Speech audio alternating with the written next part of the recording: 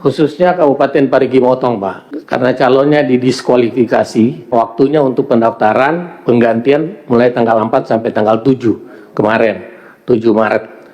Tetapi sampai hari ini tidak ada yang mendaftar.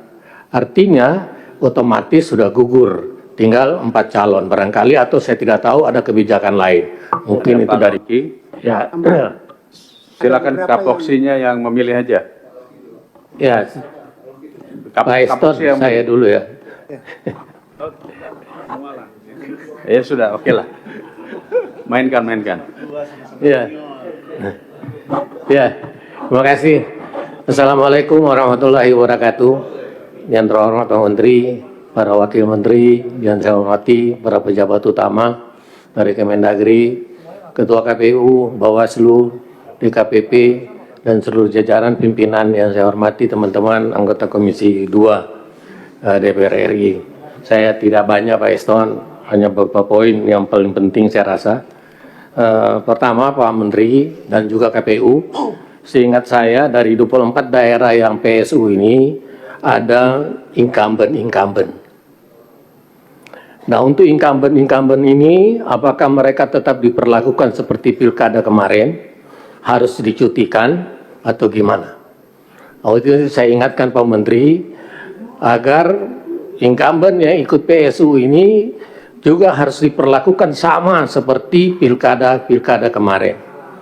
Mereka harus cuti, tidak boleh seenaknya, karena terindikasi di daerah incumbent ini bukan berkampanye, tetapi melakukan kegiatan-kegiatan kedinasan, tapi berbungkus kampanye. Nah, seperti itu. Jadi saya mohon ini supaya ada ketegasan pemerintah terhadap beliau-beliau yang incumbent tersebut.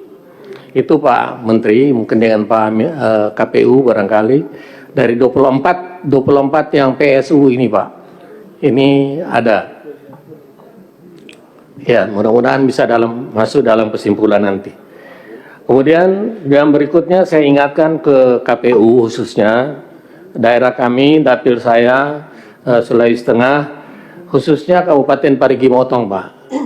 Hari ini karena calonnya didiskualifikasi, akhirnya waktunya untuk pendaftaran penggantian mulai tanggal 4 sampai tanggal 7 kemarin, 7 Maret. Tetapi sampai hari ini tidak ada yang mendaftar.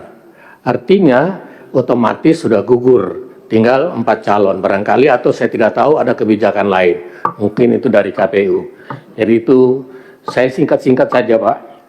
Kemudian yang berikutnya adalah, ini barangkali saran saja Pak Menteri, artinya untuk meringankan beban pikiran Bapak, mencari dana, memutuskan bagaimana memecahkan dana ini.